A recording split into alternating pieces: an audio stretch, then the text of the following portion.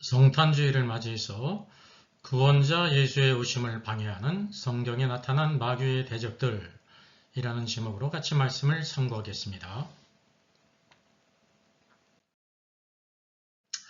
구원자 예수 탄생에 두 방면이 있습니다. 우리가 너무나도 잘 알고 있는 첫째, 하나님의 크신 사랑입니다.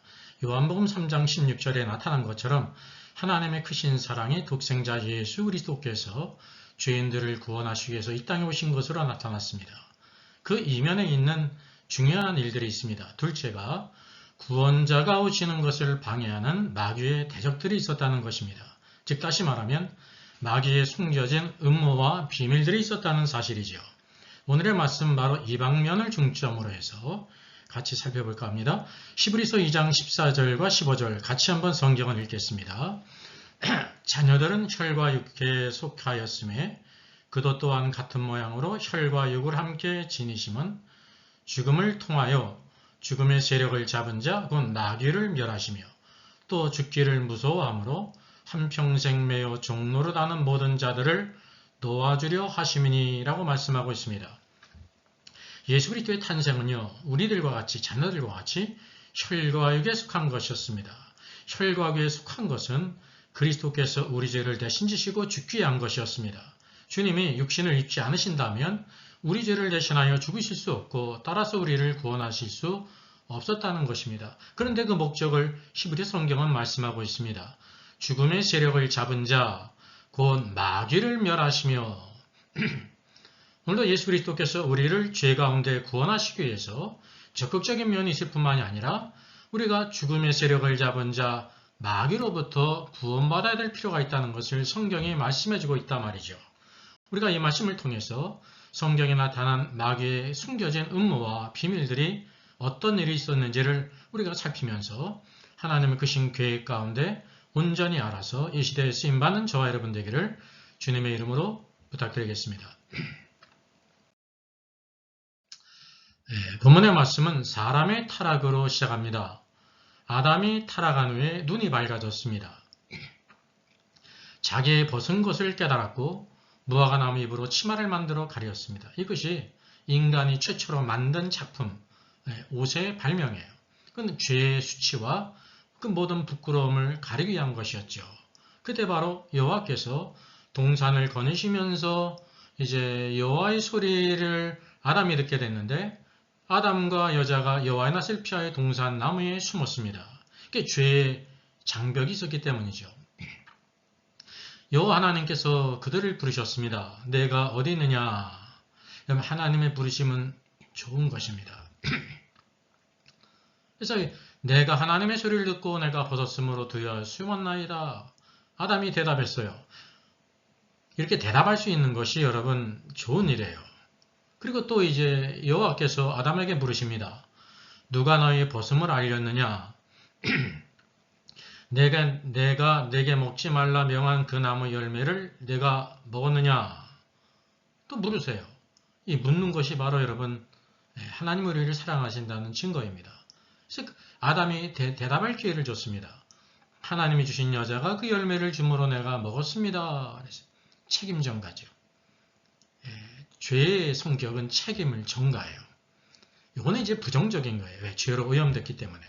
그러나 여호와 하나님께서 그에게 물으시고 대답할 수 있다는 것은 우리에게 여전히 하나님께서 사랑으로 대하신다는 증거입니다.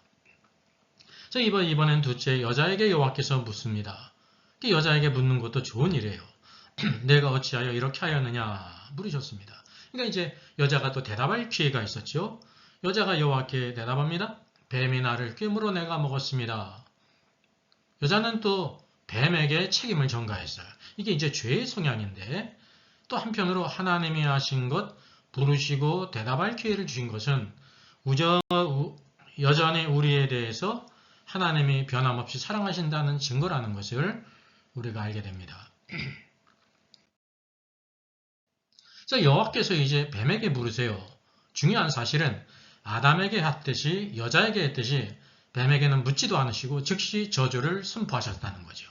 이것이 완연한 차이라는 것을 우리가 알아야 합니다.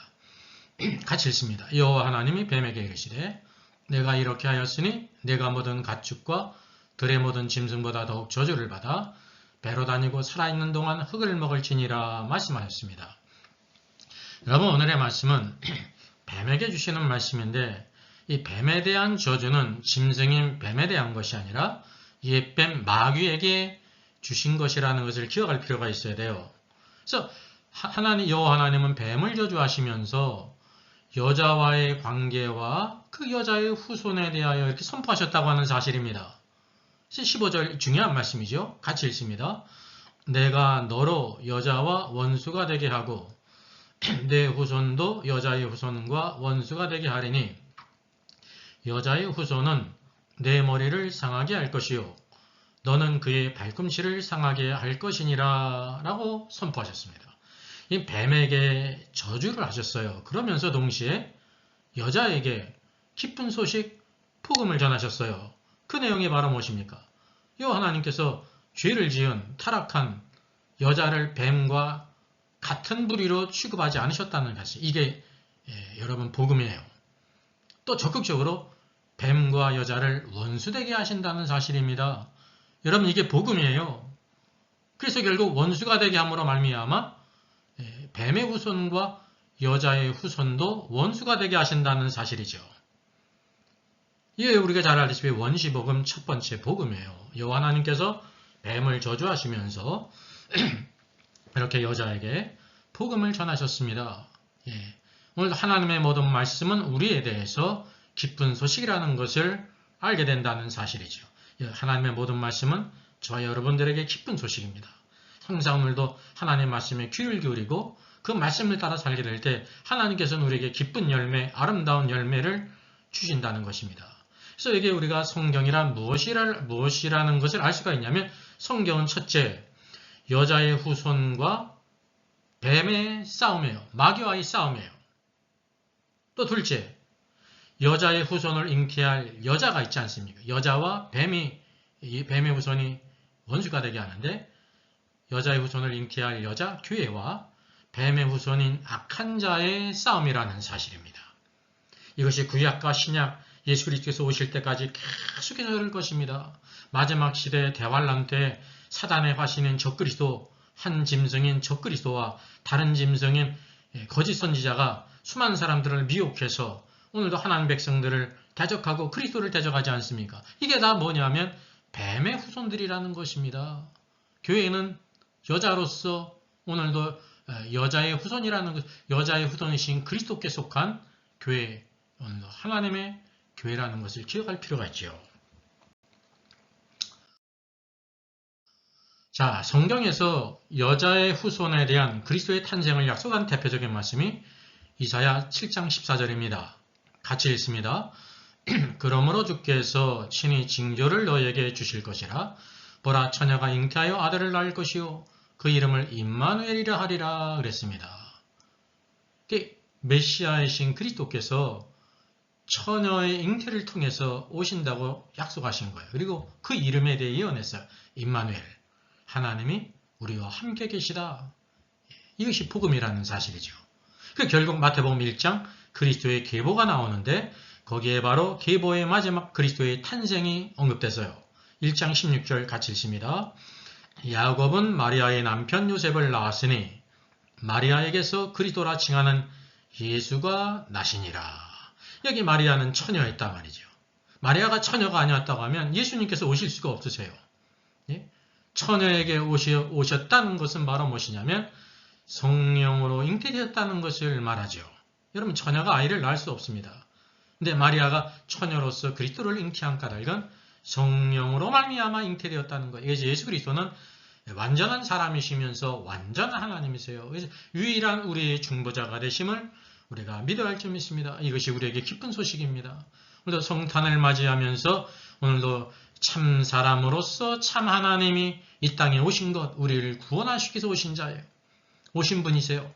오늘도 우리를 구원하시는 주님, 이게서 구원이 우리 하나님과 어린 양에게 있음으로 인해서 우리 구원받은 모든 성도들은 주의 오심을 기뻐하고 찬송하고 그분의 뜻을 온전히 붙들어 믿음으로 살아가는 사람으로 살아 승리된다는 사실이죠. 자, 그러면 오늘도 여자의 후손이신 그리스도와 원수인 뱀이 예? 원수가 되지 않습니까? 여자의 후손이신 그리스도가 구원자로 오신다고 하면 이것이 하나님의 뜻인데요. 그리스도가 구원자로 오시지 못하게 하는 마귀의 대적이 있다는 거예요. 왜냐하면 뱀과 여자의 후손이신 그리스도는 원수가 된다는 사실이에요. 그리고 여자의 후손을 낳은 여자가 교회 아닙니까? 이 여자와 뱀의 후손들은 또 원수가 된다는 것이 결코 거기엔 타협이 있을 수 없고 거기엔 화평이 있을 수가 없어요. 영적인 전쟁이라는 사실이죠. 성경의 첫 번째 보게 되면 이러한 마귀의 대적을 우리가 찾을 수 있습니다. 창세기 4장이죠. 창세기 4장은 아담이 여호와의 전하신 복음을 믿은 이후에 믿음으로 하와와 동침했습니다. 왜냐하면 여자의 후손이 오시기 위해서는 그들이 동침하여 이제 자녀를 낳아야 된다는 사실이죠. 그래서 첫 번째 낳은 자녀가 가인이에요. 가인을 이제 하와가 이름을 줬습니다. 내가 얻었다라고 해서 이제 가인이라고 지은 것입니다. 얻었다는 뜻입니다. 그럼 누구를 얻었느냐 하면 그냥 아들을 얻었다는 뜻이 아닙니다. 창세기 3장 15절 여호와께서 뱀을 저주하시면서 여자에게 복음을 전하셨는데 여자가 죽지 않고 여자의 후손이 오시는데 그 여자의 후손이 뱀의 머리를 상하게 할 것을 말씀하지 않았습니까? 그래서 이 하와는 여호와의 말씀을 믿었기 때문에 첫 번째 아들 가인을 얻었다고 했는데 여호와께서 여자의 후손을 내게 주시리라고 했는데 바로 이 여자의 후손으로 온 이 아이가 뱀의 머리를 상하게 할 구원자이겠구나라고 생각했다는 사실이에요. 그래서 가인이라고 지은 것이에요. 근데 우리가 알다시피 가인은 구원자와는 전혀 멀었습니다. 하나님을 경외하지 않았습니다. 그 농사하는 자가 되었죠. 농사하는 자는 땅을 섬기는 자라는 사실이에요. 그 너무나 마음이 허무했어요. 그래 기대가 크면 여러분 오늘 우리의 마음에 많은 허무가 있지 않습니까? 실망이 크잖아요. 근데 둘째 아들을 낳았는데 그게 아벨이에요. 아벨은 헛되다라는 뜻입니다. 왜냐하면 그가 여호와의 말씀을 믿었는데 그 말씀이 이루어지지 않음으로써 그의 마음을 표현한 것이었습니다. 이 아벨은 결코 헛된 삶을 사는 사람이 아닙니다. 이 아벨은 이제 커서 양치는 자가 되었는데 양치는 자라는 것은 저와 여러분이 잘 알고 있는 것처럼 그 당시 이제 노아 홍수에 비록 육식을 허락하셨기 때문에 아벨의 양치는 자를 통해서 얻을 수 있는 것이 별로 없어요. 예?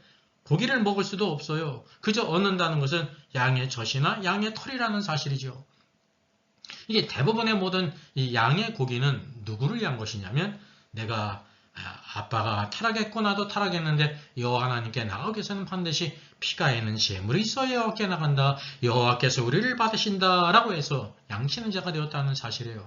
양치는 자는 전적으로 하나님을 위해 사는 사람이라는 뜻을 가지고 있단 말이죠. 여러분 우리가 알다시피 아벨이 양의 첫 새끼와 기름으로 된 게 여호와께서 아벨과 그의 제물을 연락하셨어요. 근데 가인과 그 제물은 연락하지 않았습니다. 가인이 분냈습니다. 그래서 결국 아벨을 쳐 죽이지 않았습니까? 근데 첫 번째 살인자가 됐어요. 우리가 알다시피 아벨은 첫 번째 순교자예요. 그럼 순교자는 어떤 사람이냐면 하나님을 위해서 전적으로 살다가 결국 마지막에 죽음을 당한 순교자가 되는 것입니다. 아벨이 바로 그런 사람이었단 말이죠. 우리가 기억해야 될 것은 여기 분명히 성경에서 첫 번째 살인한 산자 가인인데 요한복음 8장 44절은 이렇게 말씀합니다. 같이 읽습니다. 너희는 너희 아비 마귀에게서 났으니 너희 아비의 욕심대로 행하여 너희도 행하고자 하느니라. 그는 처음부터 살인한 자요 라고 말했습니다. 요한복음은 처음 살인한 자가 누구라고 말합니까? 마귀라고 말하고 있다는 사실이죠. 이것이 이제 창세기와 그럼 이렇게 모순이 되느냐? 아니에요. 겉으로 볼 때는 가인이에요. 예수님께서는 요한복음 바로 예수 그리스도가 누구라는 것입니까? 하나님이세요. 영적으로 말하는 거죠. 그 살인자의 본질이 누구냐? 마귀다. 그래서 마귀를 처음 살해한 자라고 부르는 것입니다. 요한일서 3장 12절도 가인은 악한 자, 마귀에게 속하였다고 말하죠. 가인이 하나님께 속하지 않고 악한 자, 마귀에게 속했기 때문에 그는 땅을 섬기는 자가 되고 하나님이 기뻐 받으시는 제사 예배를 드린 아벨을 쳐 죽였다고 하는 사실이죠. 저는 이 말씀을 보면서 만약에 아벨이 죽임을 당하고 끝났다고 하면 여자의 후손이 이 땅에 오실 수 있을까요? 없을까요? 없었다는 사실이에요. 예? 하나님은 주권적으로 이제 누구를 주셨어요? 셋을 주셨어요. 셋을 주셨단 말이죠. 그래서 이게 악한 마귀의 괴계는 바로 뭐냐면 그래 여자의 후손이 뱀의 머리를 상하게 한다고. 그러면 내가 가인을 통해서 아벨을 죽일 것이다. 아벨의 죽음으로 만약에 더 이상 자녀를 낳지 않았다고 하면 마귀의 계획가 끝나는 거죠. 근데 하나님의 계획은 너무나 높아요. 다신 셋을 주셨다고 하는 사실이죠. 이것이 바로 여자의 후손이신 그리스도가 구원자로 오시게 못하게 하는 마귀의 첫 번째 대적이었다는 사실이죠.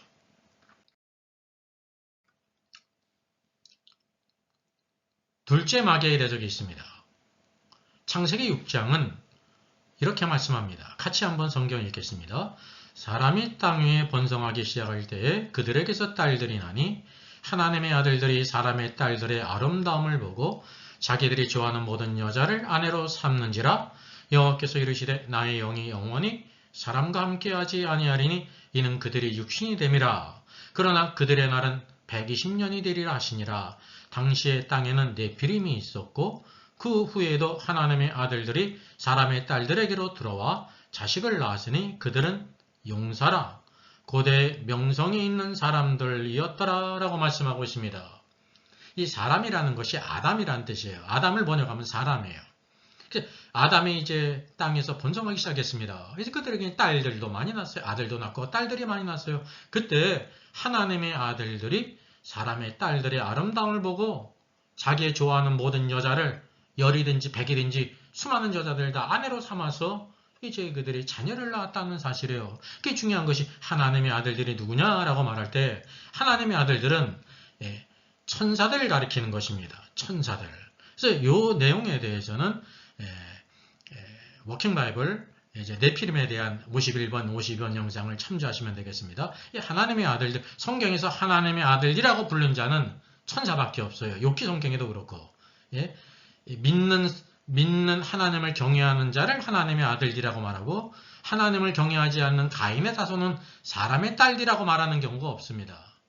왜냐하면 아담이 사람이라는 뜻인데, 이 사람에게는 사람의 아들도 있고 사람의 딸들도 있단 말이죠. 딸이 아니면 아들 아닙니까? 모두 그게 아담의 자손이에요. 그래서 하나님의 아들들은 천사를 가리키는데 특별히 누구냐? 타락한 천사를 가리켜요. 하늘에 있는 천사들은 하나님의 경륜 가운데 시집가고 장가가지 않습니다. 하나님께 순종하기 때문에. 근데 타락한 천사들은 하나님을 대적하기 때문에 하나님의 금하신 법을 어기고 이와 같이 자녀를 낳는다는 거죠. 이제 천사들이 자녀를 낳을 수 있는 것은 여자 천사가 없거든요. 그래서 반드시 누가 필요하냐면 사람의 딸들이 필요하다는 것을 우리가 알게 된단 말이죠. 그러니까 여기 중요한 것은 이는 그들이 육신이 됨이라 그랬는데 여러분 사람의 딸들이나 사람의 아들들 아담은 다 육신이 있거든요. 근데 육신이 됐다는 것이 뭐냐면 육신이 되면 안 되는데 육신이 됐다는 것을 가리키는 것이니 그게 바로 하나님의 아들들이에요. 천사들이 이 땅에 나타날 때 사람의 모습으로 나타났지만 생육하고 번성할 수 없어요. 하나님이 금하신 것이기 때문에 그들은 하나님의 법을 어기고 육신이 됨으로 인해서 사람의 딸들을 통해서 이제 자손을 낳았습니다. 그래서 여기 4절에 있는 것 당시에 땅에는 네피림이 있었고 그랬습니다. 네피림이 이제 번역을 안 했기 때문에 우리가 잘 몰라요. 이게 번역을 해야 되거든요. 네피림은 바로 자이언트라는 것입니다. 거인 족속을 낳았다는 것입니다. 사람의 딸들에게서 이제 사람이 결혼해서 거인들이 나올 수가 없어요. 다 정상적인 사람 커야 192m죠. 근데 거인들은 260, 70, 80 골리앗이 네피림 거인 족속 아닙니까? 그게 거인 족속을 낳았다는 것입니다. 그 외에도 하나님의 아들들이 사람의 딸들에게 들어와 자식을 낳았는데 그들이 네피림이었고 그들은 용사라라고 말하고 있습니다. 용사. 이게 용사의 중요한 것은 뭐냐? mighty man이에요. 이 용사들은 다 남자라는 것입니다. 그리고 고대 명성이 있는 사람이었기 때문에 이게 이제 남자인지 여자인지 잘 모르게 이렇게 이제 번역을 했어요. 원문은 바로 뭐냐면 킹제임 성경은 The Man of Renown이에요. 지금 유명한 남자들이었다라 말했습니다. 네피림은 다 남자라는 것을 가리킵니다. 근데 네피림은 여자가 없어요. 하나님의 타락한 천사들이 사람의 딸들에게 자녀를 낳게 했는데 모두 다 남자, 거인 족속을 낳았다는 사실이죠. 그래서 하나님께서 하나님이 창조하지 아니한 이제 네피림들이 번성하기 때문에 하나님의 계획이 무산되지 않습니까? 여자의 후손이 못 오시잖아요. 그래서 홍수 심판으로 멸하셨어요. 그때 사람이 일반적으로 타락했을 뿐만 아니라 중요한 것은 타락한 천사 하나님의 아들들이 하나님이 피조하지 아니한 네피림을 낳고 네피림으로 모든 사람들을 지배하고 이 땅을 통치했단 말이죠. 결국 어떻게 됩니까? 그렇게 된다고 하면 그리스도께서 여자의 손으로 오실 수 없게 된다는 사실이죠. 그래서 이 하나님께서 홍수 심판으로 그들을 모두 멸절했습니다. 그리고 그 가운데 노아와 그의 8가족은 방주를 예비하게 하심으로 말미암아 구원하셨죠. 그리고 그들을 통해서 누가 오세요? 여자의 후손이 오신다고 하는 사실이죠. 그래서 여기 창세기 6장에 나오는 홍수 심판의 중요한 배경이 악한 마귀가 타락한 천사 하나님의 아들들을 통해서 여자의 후손이신 그리스도가 오시지 못하도록 네피림 거인 족속을 낳았다는 것입니다. 만약에 그렇게 하나님이 심판하지 않았다고 하면 거인 족속은 이 땅에 창궐하고요.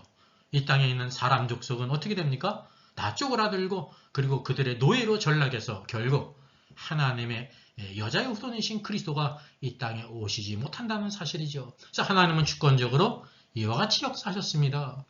여러분 이와 같이 하나님이 하시는 일들을 배우면은 악한 마귀의 악한 그 대적이 있습니다. 하나님은 우리를 구원하시기 기뻐하시기 여자의 후손이신 그리스도를 이 땅에 보내시지만 마귀는 것을 차시하지 않아요. 수많은 음모와 괴계로서 하나님의 역사를 대적했다는 사실입니다. 자, 마귀의 대적 세 번째가 있습니다. 사무엘하 21장 15절과 22절을 보게 되면 거인족의 아들들이 다윗을 죽이려고 합니다. 오늘 말씀 보게 되면 블레셋 사람이 이스라엘과 싸우지 않습니까? 다윗이 그 부하들과 함께 내려가서 블레셋 사람과 싸울 때 다윗이 막 피곤했어요. 그게 사람이기 때문에 할 수 없죠. 이 16절 거인족의 아들들 중에 그랬습니다. 여기 제대로 번역했잖아요. 거인족의 아들들 중에 만약에 창세기 6장처럼 그대로 번역했다고 하면 뭐라고 번역했을까요? 네피림의 아들들 중에 그게 누군지 모르잖아요. 네피림이 뭔지. 이 거인족을 가리켜요. 그게 누가 낳은 거예요? 하나님의 아들들 타락한 천사가 사람의 딸들을 취해서 낳은 거인족 그 아들들 중에 무게가 300씩을 되는 노창을 들고 사칼을 찬 이스비브노비 다윗을 죽이려고 했습니다. 그래서 스루아의 아들 아비새가 다윗을 도와 그 블레셋 사람을 쳐 죽였다는 거죠. 그때 다윗을 따르는 그 추종자들이 뭐라고 말하면 그에게 맹세하여 이르되 왕은 다시 우리와 함께 전장에 나가지 마옵소서 이스라엘의 등불이 꺼지지 말게 하옵소서 했습니다. 이게 중요한 것이 이스라엘의 등불이 꺼지지 말게 하옵소서. 제가 생각할 때 이 다윗을 따르는 이 용사들 가운데 이스라엘의 등불이 꺼지지 말게 하옵소서라는 것은 어떤 의미냐면요. 다윗 왕이 죽으면 이스라엘의 등불이 꺼지게 되는 것입니다. 이런 뜻으로 말했을 거예요. 근데 우리가 더 넓게 보면 이스라엘의 등불이란 말은 뭐냐면 다윗의 후손을 통해서 여자의 후손이신 그리스도가 오신다는 사실입니다. 이게 서로 이어져 있어요. 그러니까 이게 뭐냐면 이 거인족 네피림은 마귀의 졸개들이잖아요. 다윗을 죽이려는 목적이 뭐예요? 다윗의 왕국을 무산시킬 뿐만이 아니라 다윗의 후손을 통해서 누가 오세요? 여자의 후손이신 그리스도가 우리를 죄 가운데 구원하시기 위해서 오신다는 사실이에요. 그것을 이와 같이 저지하기 위해서 마지막에 거인족의 아들들이 다윗과 전쟁을 벌이며 죽이려 했다는 사실이죠. 여기 또 후사 사람 10북에는 거인족의 아들 중에 삽을 쳐 죽였습니다. 블레셋 사람과 곱에서 전쟁할 때 베들레헴 사람 야레 오르김의 아들 엘하나는 가드 골리앗의 아우 라미를 죽였습니다. 이 골리앗이 다윗과 싸우면서 죽었잖아요. 골리앗의 아우가 있었는데 라미가 있었다는 것입니다. 나중에 다윗이 왕이 된 이후에 그의 아우 라미가 또 다윗을 대적하고 있다는 사실이죠. 그래서 우리가 단지 보는 것은 이 모든 거인 족속들이 다윗을 죽이기를 원하는구나라는 것을 알 수 있는데 더 큰 깊은 숨은 뜻은 바로 뭐냐면 악한 마귀가 그것을 통해서 여자의 후손이신 그리스도가 이 땅에 오시는 것을 저지하기 위한 것이라는 것을 우리가 알게 된다는 사실이죠. 또 가드에서 전쟁할 때 그것의 키가 큰 자, 그래서 키가 장대한 자라는 뜻이거든요. 하나는 손가락과 발가락이 각기 6개씩 모두 24개가 있는데 이 네피림들은 거인 족속은요. 손가락, 발가락이 10개가 아니라 12개씩이에요. 그래서 손가락 12개, 발가락 12개, 거인족의 소생이라, 네피림의 소생이라 말이죠. 이게 다 뭐냐면 마귀의 쫄개들인 하나님의 타락한 천사, 하나님의 아들들이 사람의 딸들을 취해 낳은 네피림의 자손들이라는 것입니다.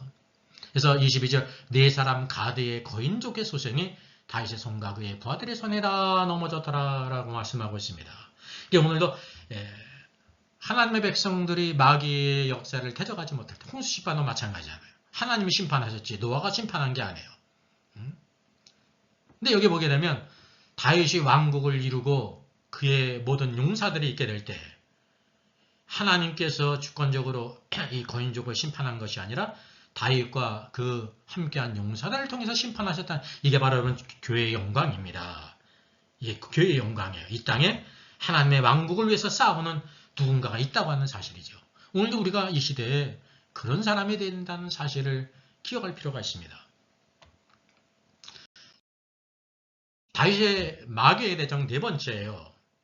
여러분 구약 성경에서 아담 이후로 모든 이스라엘과 유다 왕국에는 하나님의 뜻대로 여자의 머리인 남자가 자장이었고 족장이었고 왕이었단 말이죠. 여왕이 있을 수가 없어요. 이게 하나님의 경륜이거든요. 근데 여기 아달랴라고 하는 여자가 다윗의 씨를 진멸하고 스스로 여왕이 됐습니다. 그 뜻이 그 진행 내용이 어떻게 됩니까? 여기 오늘 말씀 보게 되면 아하시야 왕의 어머니 아달랴가 그의 아들이 죽은 것을 보고 일어나 전장에서 그의 아들 아하시야가 천사를 했어요.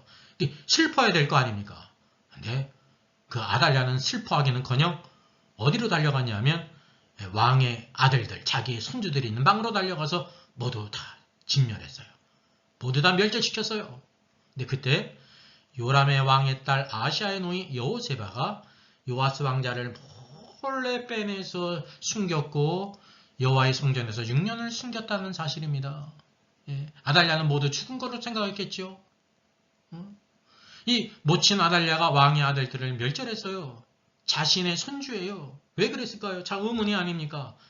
그 스스로가 이제 구약시대의 역사 최초의 여왕이 되려고 하는 야심이 있었다고 하는 사실입니다. 이 배경을 우리가 알아야 되는데요. 아달랴의 모친이 누구냐면 이세벨이에요. 아세라의 선지자였죠. 아합과 결혼했죠. 아합은 결혼하지 않으면 안 될 여자와 결혼했습니다. 여러분 구약과 신약에는 불신자와 결혼하는 것을 하나님이 금했습니다. 하나님이 금하신 것을 우리가 대적하는 것은 정말 악한 일이에요. 그의 인생에 좋은 일이 있을 수가 없어요. 아합도 마찬가지라니까요. 온 땅이 다 우상 숭배에 빠지지 않았습니까? 하나님의 심판이 있었잖아요. 이세벨과 결혼했기 때문이라는 사실이죠. 그래서 아달랴가 이세벨의 딸인데 그 애미의 그 딸이라는 것처럼 이세벨의 모든 사상과 악한 생각으로 가득 차 있단 말이에요. 그래서 그는 하나님의 왕국을 대적하는 생각으로 가득 찼습니다. 오늘도 이 시대에도 교회를 미워하고 대적하는 악한 무리들이 있잖아요.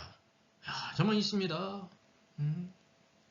그럼 우리가 생각할 때 만약에 아달랴가 이와 같이 다윗의 모든 씨앗을 다치면 요아스까지 죽임을 당했다면 어떻게 되겠습니까? 다윗의 씨가 다 죽었기 때문에 여호자의 후손이 이 땅에 오실 수가 없어요. 그리스도가 이 땅에 탄생하실 수가 없으세요. 이게 얼마나 끔찍한 일입니까? 이게 바로 배후에 있는 아달랴를 통해 역사한 마귀의 악한 계획이라고 하는 사실이죠. 하나님께서는 누구를 예비하셨냐면 아시아의 노예 여호세바 그리고 그의 남편 여호아스 그들이 바로 이 요아스를 잘 숨기고 양육해서 나중에 6년 후에 결국 왕으로 세운다는 사실이에요. 이것이 마귀의 악한 대적의 네 번째라는 것을 우리가 알게 된단 말이죠. 마지막 다섯 번째입니다. 결국 예수 그리스도께서 아주 신실한 여인 마리아, 처녀 마리아에게 성령으로 잉태됐습니다. 마리아는 훌륭한 여인이었어요. 그가 비록 어린 여인이었지만 어떻게 결혼하지 않고 내가 아이를 낳을 수 있습니까? 그 이성을 초월하는 말인데 주의 계집종이니 주의 말씀대로 이루어지면 자기 자신을 내어드리고 헌신했단 말이죠. 이제 성령이 임하셔서 이제 처녀가 인류 최초의 마지막이죠. 아이를 낳게 예수 그리스도세요. 그래서 예수님은 참 사람이시면서 참 하나님이시라는 것이죠. 우리의 중보자가 되실 분이십니다. 근데 여기 예수님이 이렇게 탄생했는데 여러분 예수님의 탄생은 왕이시기 때문에 왕을 경배하는 참된 경배자가 있어야 돼요. 그것이 이제 박사들이거든요. 그 당시에 현인이었어요. 그리고 그들이 아주 귀한 예물을 왕이신 그리스도께 드리지 않습니까? 그들이 왕의 배를 보고 따라왔는데 결국 이제 예수님을 경배하고 돌아가게 될 때 12절 보니까 그들은 박사들은 꿈에 헤로데게로 돌아가지 말라 지시함을 받아서 다른 길로 돌아갔습니다. 왜냐하면 헤롯에게 만약에 아기 예수님이 있는 곳을 알려준다고 하면 그는 내가 이 왕이 이렇게 시퍼렇게 살아있는데 무슨 또 왕이 또 있으려 하면서 예수를 죽일 악한 왕이거든요. 즉 사단의 앞잡이였다는 말이죠. 하나님께서는 그것을 모르는 박사들에게 꿈으로 지시하셨습니다. 천사를 통해서 헤롯에게 돌아가지 말라.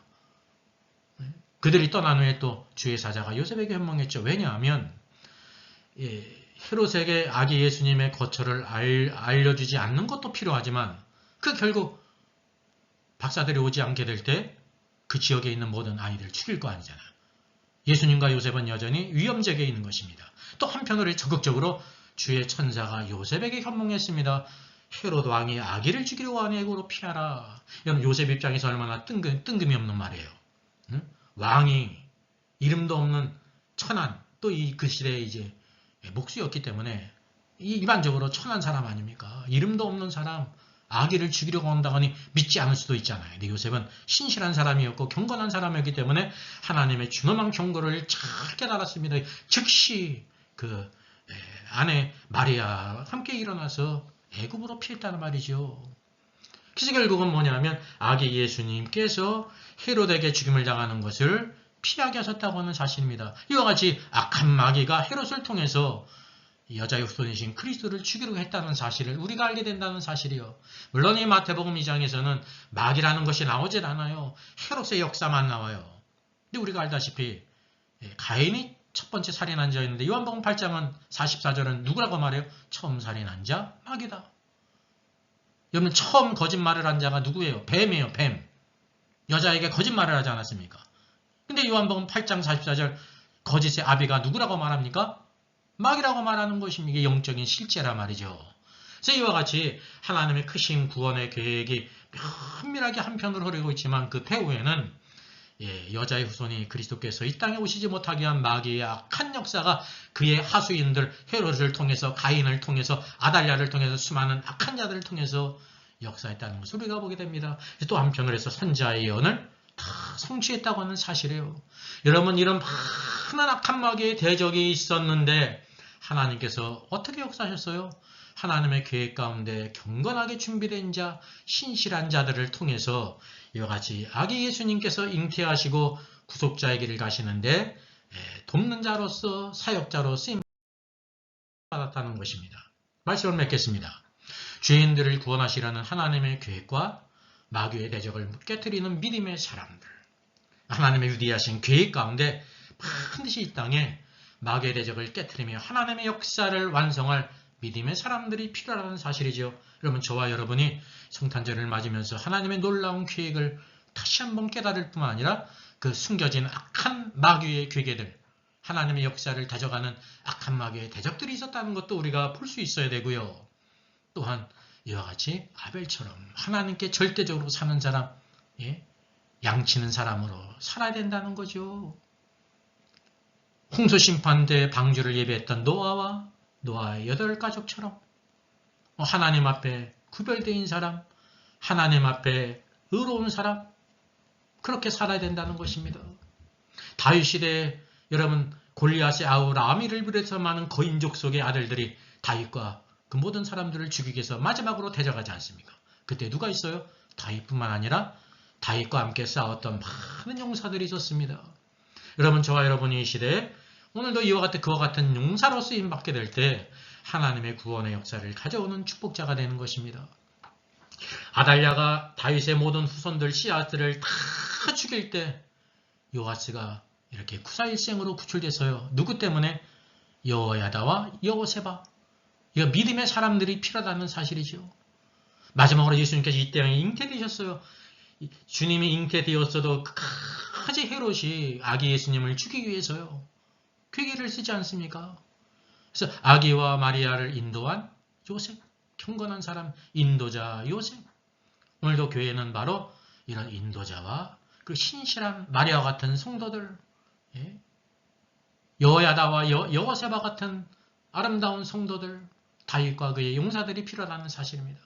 2025년 성탄절을 맞이하며 하나님의 크신 사랑을 만끽하며 오늘 기쁜 소식을 구원의 길을 예비하신 주님을 찬양하고 하나님의 계획에 다시 한번 감사를 드릴 뿐만 아니라 악한 배후에 약한 마귀의 대적이 있었다는 것을 기억하면서 이 시대를 우리가 영적인 눈으로 잘 통찰해서 하나님의 사람으로 쓰임받는 저와 여러분 되기를 주님의 이름으로 축원하겠습니다.